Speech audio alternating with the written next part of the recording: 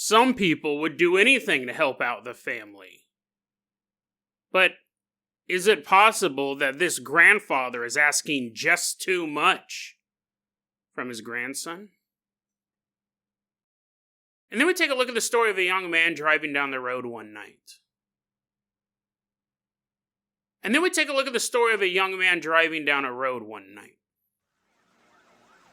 And then we take a look at the story of a young man driving down the road one night. And then we take a look at the story of a young man driving down the road. And then we take a look at the story of a young man. Actually, I'm a lot freaked out.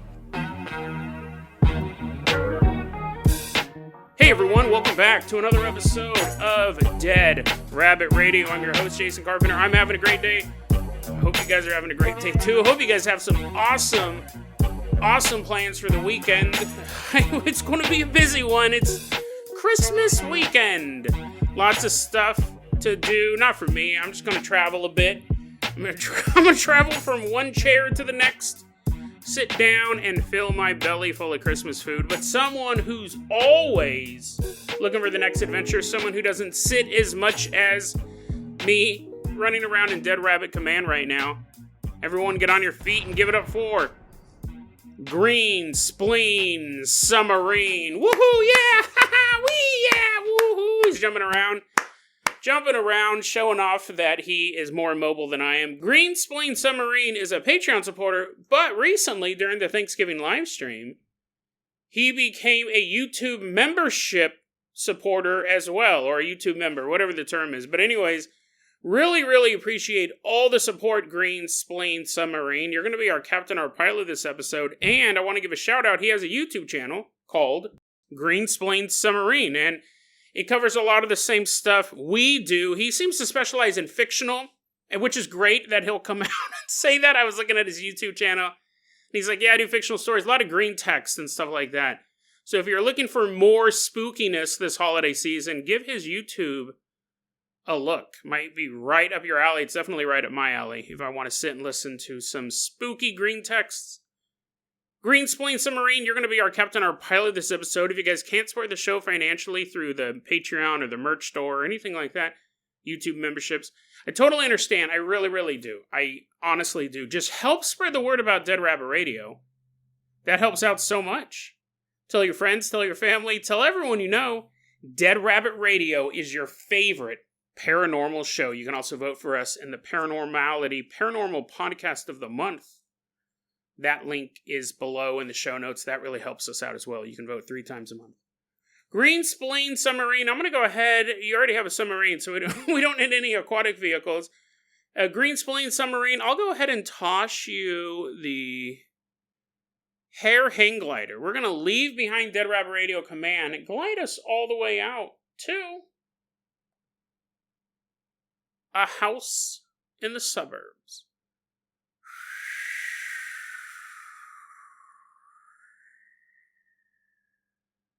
We're headed out to this house in the suburbs where we're going to meet this young boy.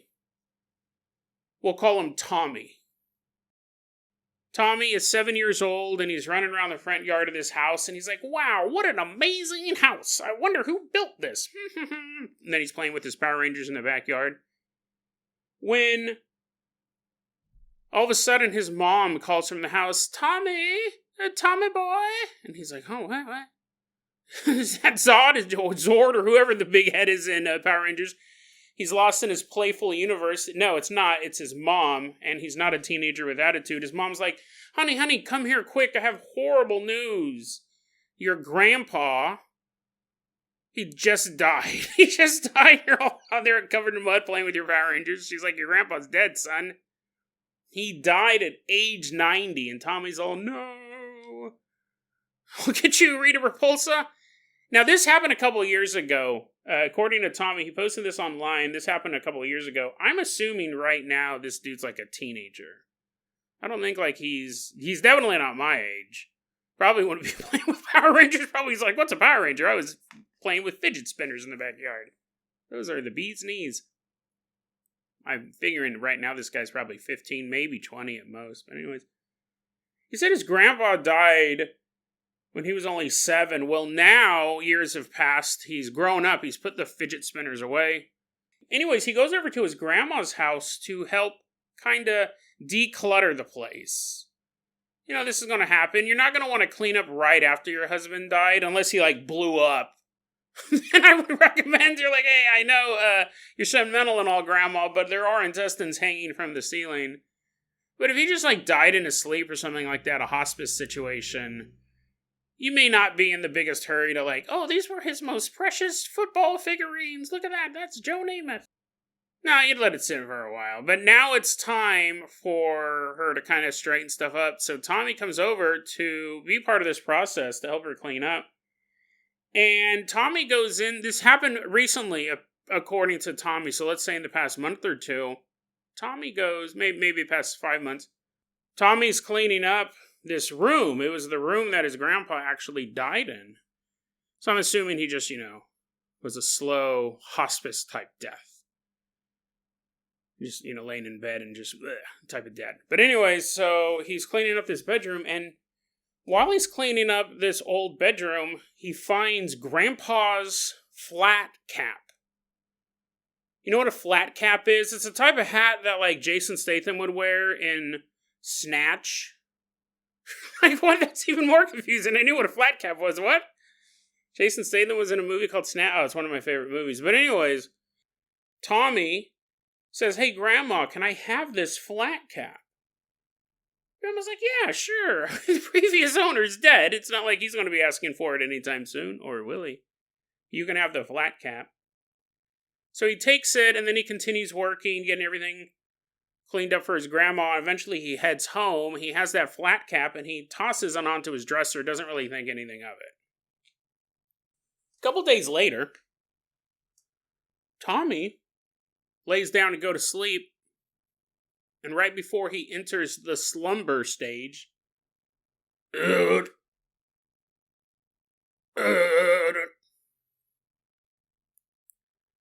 he experienced what he said were jolts. Like, Jason, I was trying to figure out what that sound effect was. I was afraid you were having a stroke.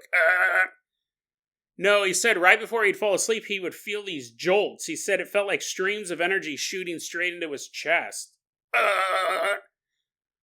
So you could see his skeleton, like an old cartoon. It wasn't actual electricity, he just felt like it. But anyways, he'd feel these jolts, and it would happen, and he kind of had to train himself just to ignore it and fall asleep. A couple days after that, he begins to see things around the house, including, he said that at one point, he was in his room mucking about, and he happened to look out his window that oversees their yard. He looks out the window, and he sees the silhouette of a man standing outside looking in. That would be scary enough, but another time, while he was walking around the house, he heard a voice whisper something in his ear. And he recognized the voice. It was the voice of his grandpa. And he said that these experiences went on for a couple months, which would be alarming. I think one just weird ghost hanging out in your house. Well, let me ask you this. What's creepier?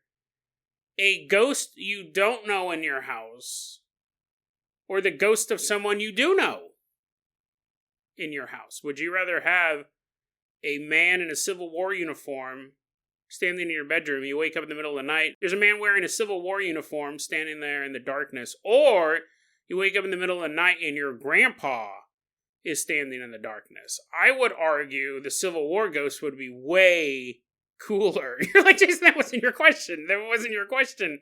Which one would be more disturbing? Okay, which one would be more disturbing? It would be my grandpa's ghost.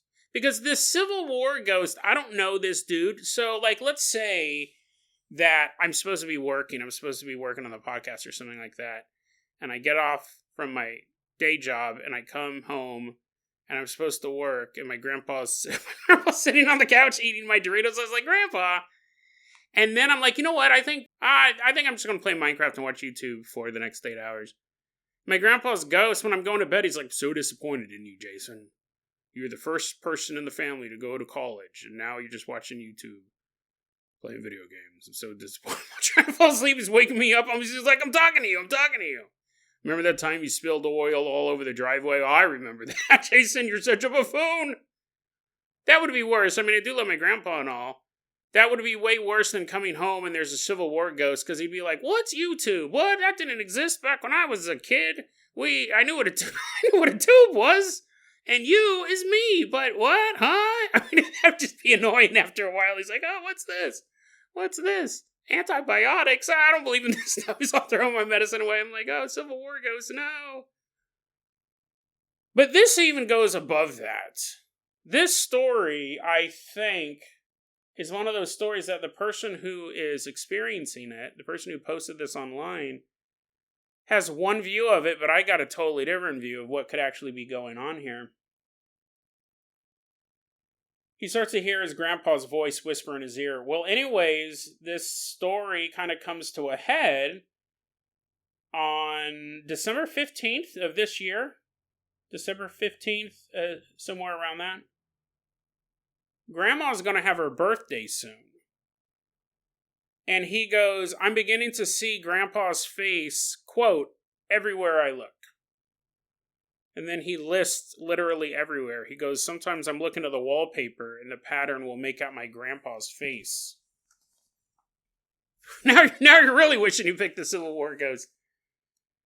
I look at the wallpaper, see my grandpa's face. One day I was looking out and the tree branches formed my grandpa's his grandpa's Pinocchio.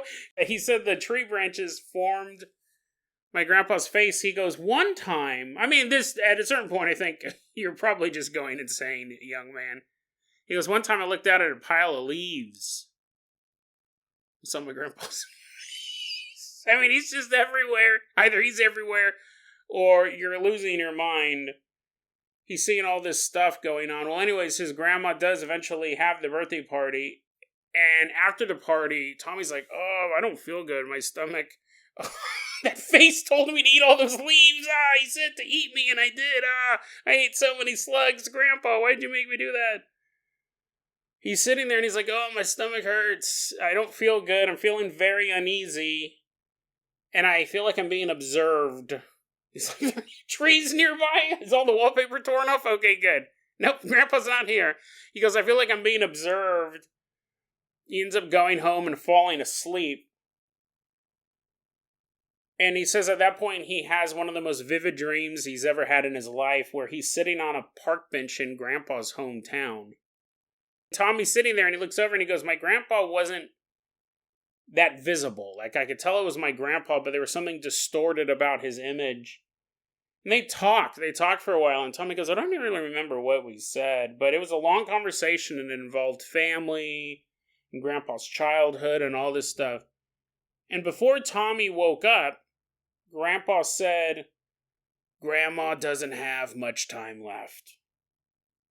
You should visit her more. And Tommy goes, coming up is Grandma and Grandpa's wedding anniversary. And Tommy said, like, I don't know what to do. It is getting a little weird, seeing Grandpa as a tree. He's a int walking, trees walking down the street chasing him.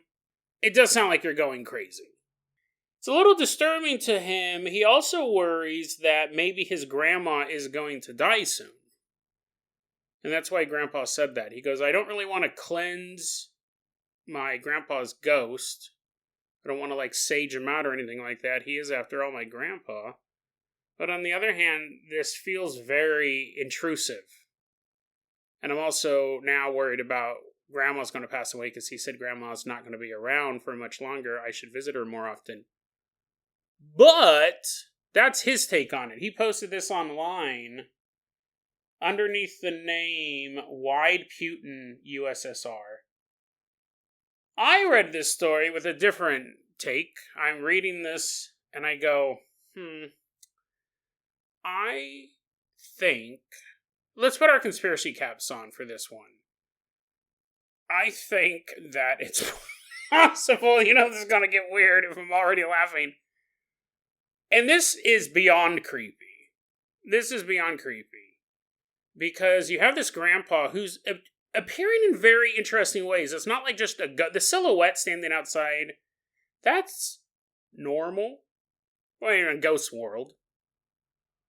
It does seem to be gaining strength incredibly fast. We can assume this is connected to the hat, but it goes from zero ghostly activity to full body apparition, whispering in your ears, modifying the physical world around you so his face appears in the wallpaper and in trees and leaves. Which is, if you think about all the ghost stuff we've covered, I don't think we've ever covered that.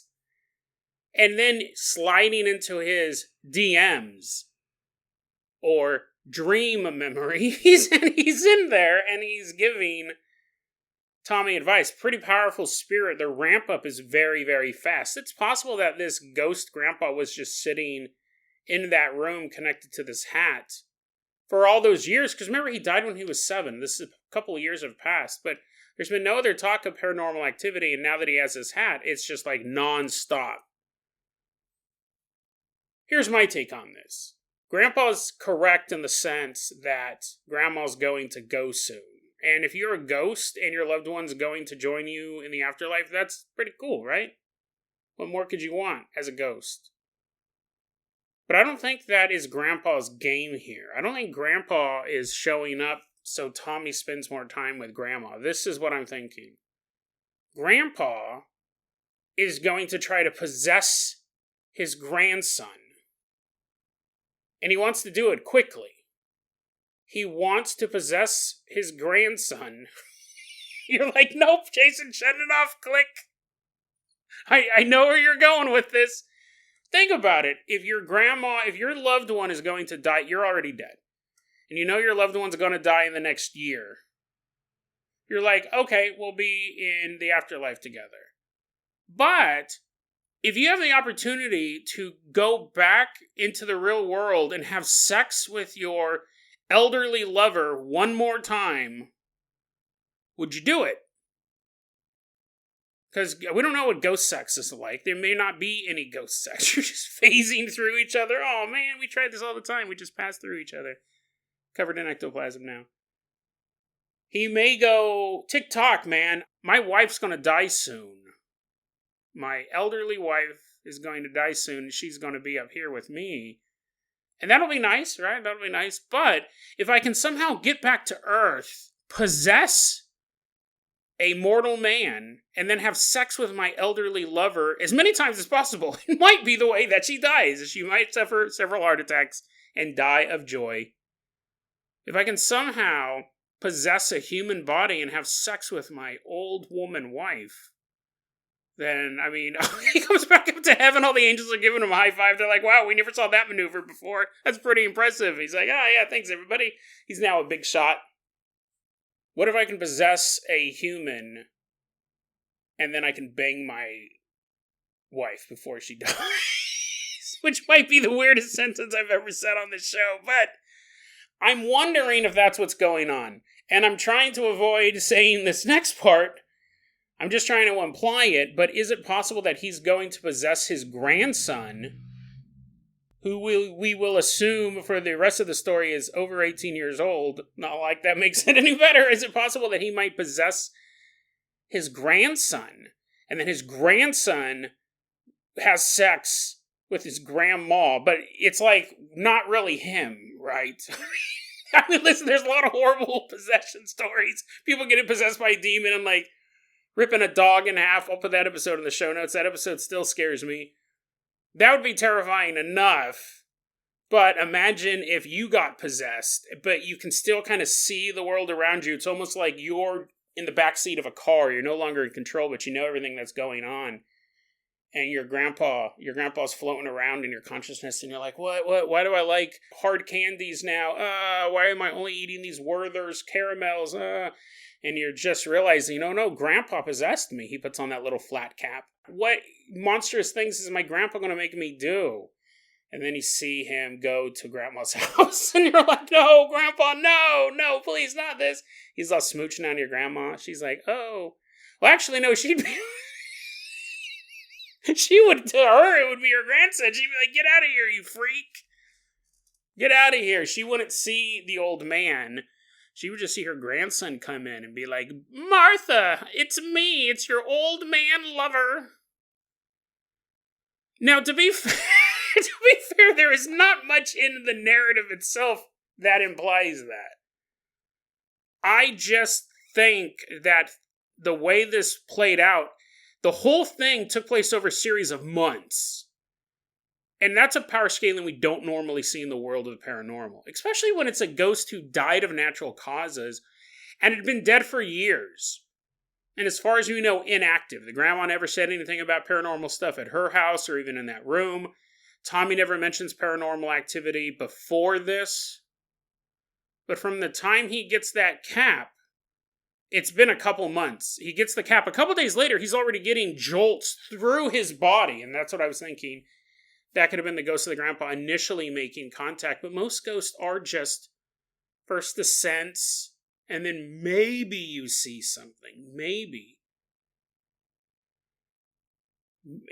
Talking to ghosts is one of the rarest forms of paranormal activity, or at least ghost-related paranormal activity. So the fact that this is ramped up so quickly, I'm wondering if Grandpa knows Grandma's about to bite it soon, and before she does, he wants to bite her just one more time. You're like, nope, should have shut it off. I should have shut it off when I thought he was going to talk about elderly sex. You're like, I didn't imagine the grandson was involved in it. That threw me for a loop a bit. Green Spleen Submarine, let's go ahead and toss you the keys to the world-famous Carpenter copter. We are leaving behind this house in the suburbs. Fly us all the way out to Ohio.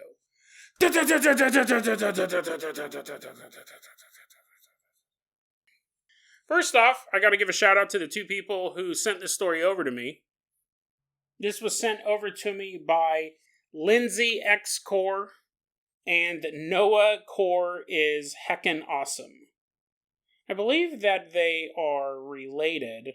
Actually, I know that they're related. Lindsay refers to Noah as her brother. They're the ones who sent this story over to me via Instagram. Really appreciate it. Not only that, when they sent this over to me, they sent reenactment footage. They sent me a bunch of stuff. Reenactment footage, maps, video footage, all of this stuff. So really, really helpful. Sketches and drawings as to what could possibly be going on. I was contacted the other night. Both of them listened to Dead Rabbit Radio. They contacted me because they wanted to get some advice about a paranormal event that had recently, very recently, when they contacted me, happened to a friend of theirs who goes by the nickname Bubby. December 2023, we're in Northwest Ohio, and we're about to meet this young man named Bubby. He's driving down the road. It's 9 p.m. He's driving his truck down this road. It's described as a rural road. I was able to look at this on satellite footage. Not satellite footage. I'm not Batman as much as I would wish. Google Maps. I was looking at a Google Maps. It is rural, but there's a house nearby, and then there's kind of a main road a little bit farther off. So it's not in the middle of nowhere. It's not lost in a sea of nothingness. Well, it is Ohio, but it's a road that a lot of people could travel down. It's not a road that only a few would ever happen to be passing through. On the right side of the road, it's empty. There's just this large field, and then eventually you do reach a house on the right side of the road. On the left side of the road, there's a bunch of trees, and then behind that is a river. Bubby's driving his truck down this road, and it's kind of a little straightaway, and then there's this curve. And then you start headed away from the house, from the trees, from the fields. It's a totally normal road. Not a road that legends would come out of. Bubby's driving his truck, and he's beginning to make this curve. And then the next thing he knows, he is not at the curve yet. He's like, what just happened? The car is still moving. He's still driving, but he just drove straight and then began to make this curve in the road. And then he reappears at the beginning of the curve. Bubby has no idea what happened. Or a better question is, he doesn't know why it happened. We come across events like this that are so mind-bending that when you listen to it after the fact, you go, why would he do X? But the thing is that when these things are happening to you, it's so illogical, you can't make logical decisions. Imagine if you got up to walk into your kitchen right now, and the next thing you know, you were standing back in your living room. What's the first thing you would do? Anyone else in that situation would say, well, I would run out of the house. I'd be like, oh my God, this is insane. But in the situation, you would attempt to walk back into the kitchen. Because it wouldn't make sense. You would think that you had lost your mind or something glitched out. You would walk back into the kitchen and then you would appear back in the living room, and that's what happens to Bubby. Bubby says, well, that was weird. What in the world could possibly have... whatever. And continues to drive down this path and hits the curve and then reappears at the start of the curve once more. Now, a little bit of panic is setting in. Because now you know something's wrong. The first time could be a daydream. The first time could be you're not paying attention. You could probably explain it in a bunch of different ways. But the second time you go, something's 100% not right. Now you may start thinking about backing up, going another way. Maybe not. Bubby said he takes the turn again. He's back at the start of the curve. I mean, this is the way he's going to get to his... I don't know if he's going home or if he's headed to a friend's house or something like that, but this is the way he's going. He says, I'm going to drive the curve again. And this time, as he's coming around that curve, he sees something scuttle across the road. He sees it. It's illuminated by his headlights. This thing just crawls out of the tree line, gets in front of his car, and stands up on its hind legs. It's massive. Bubby barely has any time to react. He's already been down this road multiple times just tonight. He doesn't know what is going on. He swerves his car away from this creature, and his car is now headed straight towards a tree. Bubby braces for impact, closes his eyes, and now he's back at the start of the curve. So stakes are raised a little bit. Now stakes are raised a little bit. The first couple times he saw nothing. He was just driving the road normally. Now this time he saw this entity. He said he continued to try to drive this loop, and sometimes he would see this creature scuttle out from the tree. Sometimes he wouldn't, but it didn't matter whether or not he saw the creature. He kept restarting the curve. And he said during this process, he goes, his phone didn't work. The radio was non-functional. The clock on his dashboard was stuck. It wasn't moving, so... I mean, any one of those... This is a really interesting story because we don't know exactly, even at the end, we won't know exactly what is going on. Well, I have a theory, a disturbing theory, but this phone not working, radio not working, clock not working, makes us think UFO, alien. The time loop makes us feel that this might be some sort of time loop. Alternate dimension hopping, something like that. But this creature that's scuttling out, let's take a look at the way he described it. Bubby said that this thing that was scuttling out of the woods walked, quote, exorcist style. So it's like doing a back bend and then walking on your hands and knees with your head pointed at the ground. It's not like that famous gif from that movie. I don't remember what the movie was, but there's this famous gif of this entity kind of walking weird on the road. I actually sent that to them, and they're like, no, that's not what it looked like. And Lindsay sent me a recreation of walking exorcist style. But it was walking like that when it came out of the woods. It was pale and white. Okay, so now we're thinking a crawler. We did an episode on them a while ago. I saw one of those. This thing crawls out of the woods, but when it stands up, it's close to 10 feet tall. No clothes, no hair, pale white skin, long stretched out arms and legs. Small torso in comparison to its limbs. And when it would stand up, it was facing away from Bubby and the truck. So it would scuttle across the road, then stop, stand up, and it was facing away from the truck, but then its head and its neck would snap backwards. So imagine if you stood up and then someone hit you in the face with a sledgehammer and your neck broke and now your head is looking upside down at the people behind you. It's impossible. This is something that is not a bears with mange or coyotes with mange, could definitely be misidentified as a crawler. It was not this. It had a broken neck at the end when it stood up and snapped its head back. Terrifying, right? It'd be terrifying to see in the middle of a JCPenney's. It's definitely terrifying to see as you're driving down a road. Even more so when you realize you're stuck. Because Bubby can't get out of this loop.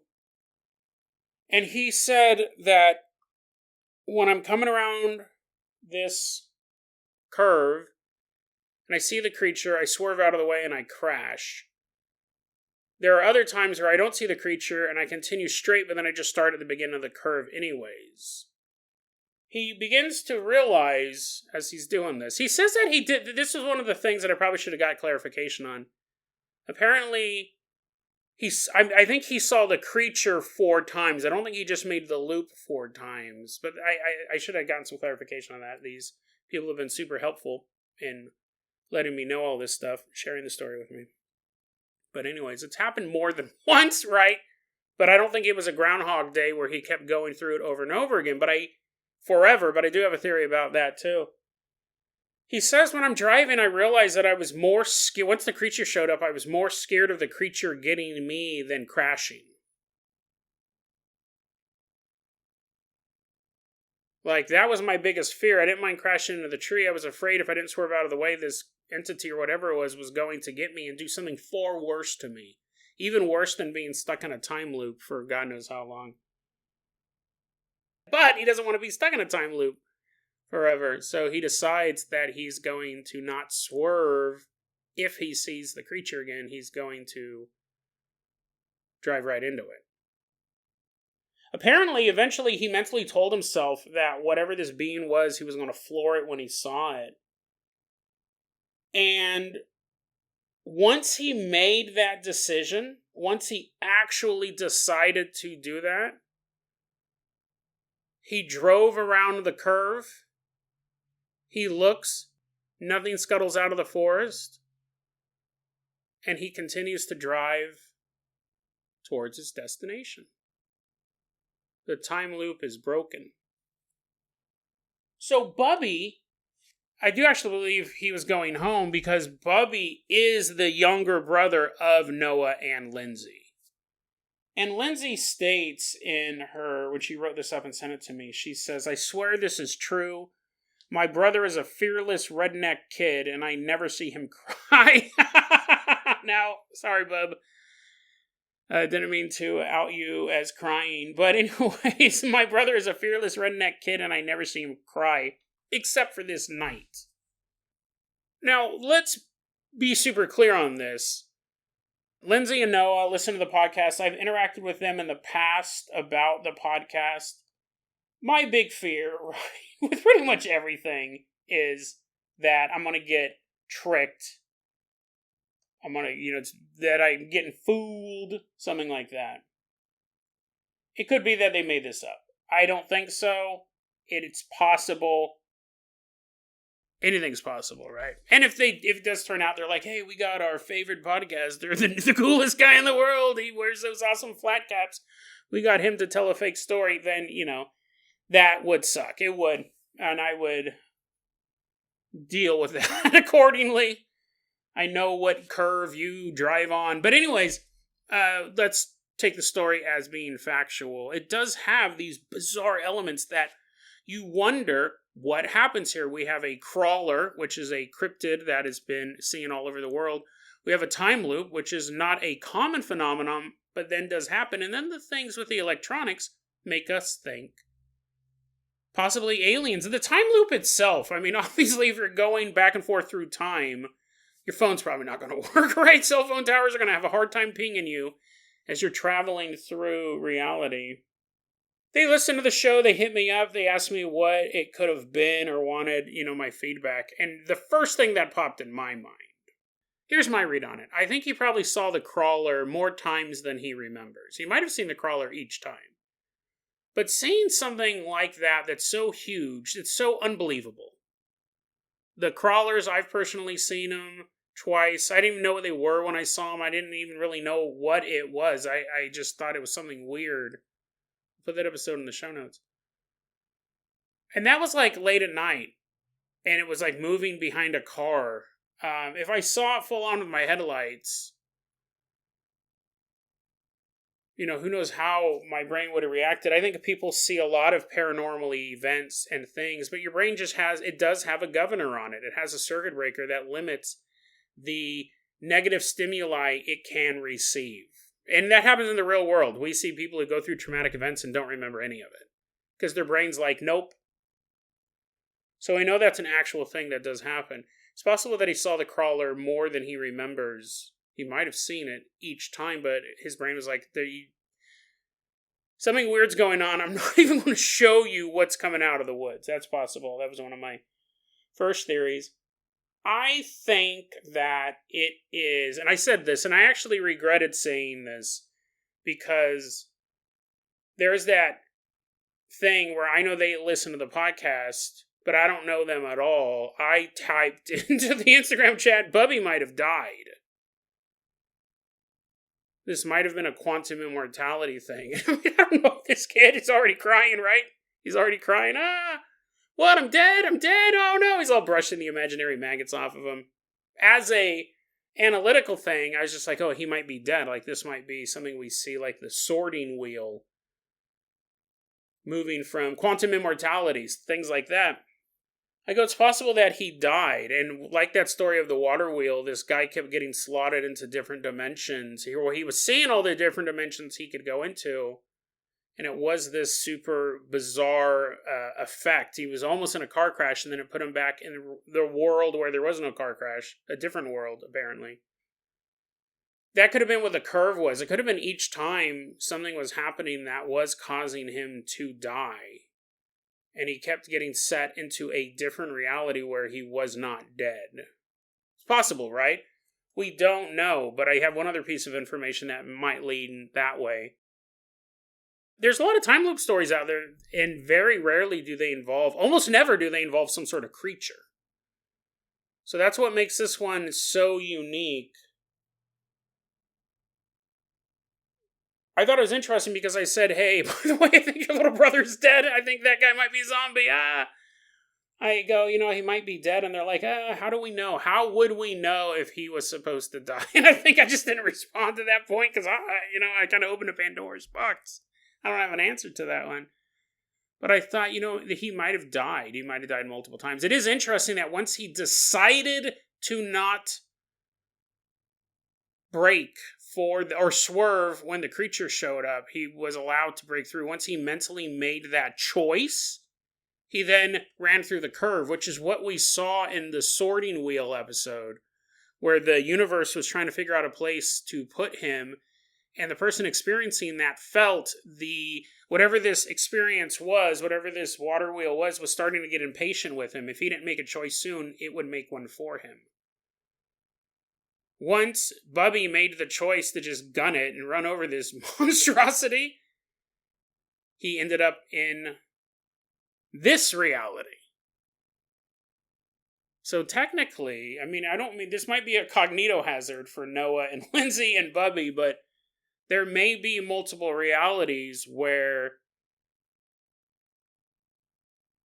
he died, right? I'm trying not to be too grim about it. You're like, oh man, this is depressing. It's possible.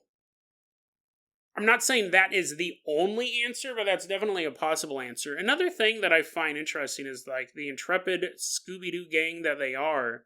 Like I said, I was getting photographs and maps and stuff like that. They said, we're going to drive that loop again.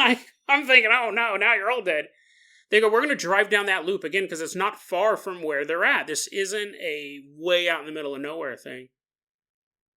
And I don't know if they drove it once or if they drove it twice, but they sent me video footage of them driving down this place at night to kind of get an eye for it. And they wanted to know, is it going to happen again? And I go, you guys should bring 2 cars. That way someone can be an observer outside of the loop. So if the other car gets stuck, you'll know what's going on. Then I get an email and they're like, oh, we didn't see that email in time. We just took 1 car. That's good advice. Next time we come across a spatial, temporal anomaly. They drove down the road, and then I don't know if it was that time or if they drove again. This is an interesting thing. A long time ago, we did an episode on the Randonautica app. That was in the mainstream news for a while.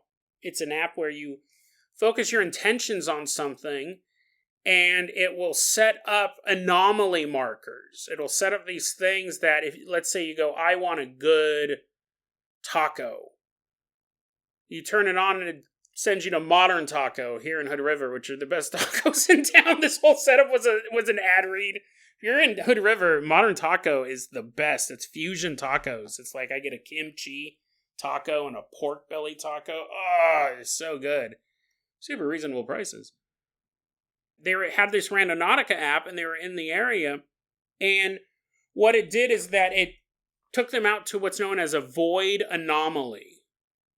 So a void meaning like something that should be there isn't there. An anomaly always, obviously, is that it's weird. They said that when they were using this Randonautica app, it was sending them to this void anomaly. It ended up taking them, because it can direct you, it ended up taking them back to the curve. So this Randonautica app, which, again, it could be we've talked about it a couple times on the show. I haven't used it in a long time, but it helped solve a murder case. It's really weird. It is a really weird app. I should look back into it. I did a little digging for this, but the Randonautica app sent them back along the curve, and then after they came along the curve, it also sent them past an old cemetery. So if you do believe that the Randonautica app can tie into something, that to me would bolster the theory that Bubby died. But here's the thing, Bubby. Bubby's like, oh, nope, never listen to this podcast again. I'm terrified. To be clear to you, I don't want to freak you out too much. To be clear, we have all died multiple times already. Me, you, everyone listening to this podcast, if this idea of dimensional slotting, quantum immortality is real, we have all died multiple times. Don't freak out about it. Basically, every single time you have a close call, you probably did die from that. But then you simply move to another reality seamlessly. Most of the time, if this theory is correct, it happens seamlessly. That time that car barely missed you. That time you started slipping in the shower and you reached up in the last second, grabbed onto something. Whew, that was close. There's other realities where you fell, cracked your head in the shower, and the water continued to pour on your body for 3 days until your skin sloughed off. And when someone finally does a welfare check on your place, there's just a tub full of human soup. But in this reality, you grabbed on to something and that didn't happen. So don't freak out. We've all died multiple times. What I think is the reason why some people remember this dimensional sorting is because something has gone wrong. I think most of the time it's seamless. I think most of the time, too, our brains simply break. And then we just don't remember. Actually, now I'm thinking about it, this may happen a lot where there's a lot of replays of something, but our brain's just like, I don't want to process that. Just put us in the reality where you grabbed onto something. Bubby might have died and died and died and died through these realities until he got to the one that he lived. And I also think the reason why Bubby would remember this so vividly because it had a monster in it, right? A monster shows up as you're traveling the multiverse. You're probably going to remember that. But yeah, it's an interesting story. It's a story that kind of breaks a couple different things, kind of combines cryptids with time loops and interdimensional travel, which doesn't happen that often. It's called high strangeness, which means a bunch of paranormal events that are unrelated, seemingly unrelated, happening in the same area. It would be interesting. I totally understand this. The house that is on that curve, I said, well, why don't you guys go knock on the door of that house and ask if they've seen anything weird? And Lindsay's like, we're not going to do that. We're not going to do that. And I totally understand, right? Well, here's the thing. She goes, I don't know if she knows them directly, but she goes, they like their privacy. And, it'd be kind of, sometimes it's embarrassing too, right? To knock on someone's door and say, hey, is there a time loop outside of your house? Like, how would you even have that conversation? So I do totally understand not wanting to knock on the door, whether it is to protect their privacy or multiple other reasons. Fascinating story, though. And while it does sound scary, right, that you died that night, we've all died multiple times to make it up to this point. And why some people die and some people get slotted into another universe, that's just one of the weird mysteries of the world. We don't know how to make sense of all this stuff, and that's why we love exploring it. But Bubby, I'll tell you this. You got off pretty easy, because the guy in the first story might get possessed and have sex with his own grandma. So I will say, Bubby, even though you did face down a 10-foot tall monstrosity and probably died a couple times the other night, it could always be worse. Bro, it could always be worse. But we're glad you're here with us in this universe. DeadRabRadio@gmail.com is going to be our email address. You can also hit us up at Facebook.com/DeadRabRadio. TikTok is @DeadRabRadio. Dead Rabbit Radio is the daily paranormal, conspiracy, and true crime podcast. You don't have to listen to it every day, but I'm glad you listened to it today. Have a great week.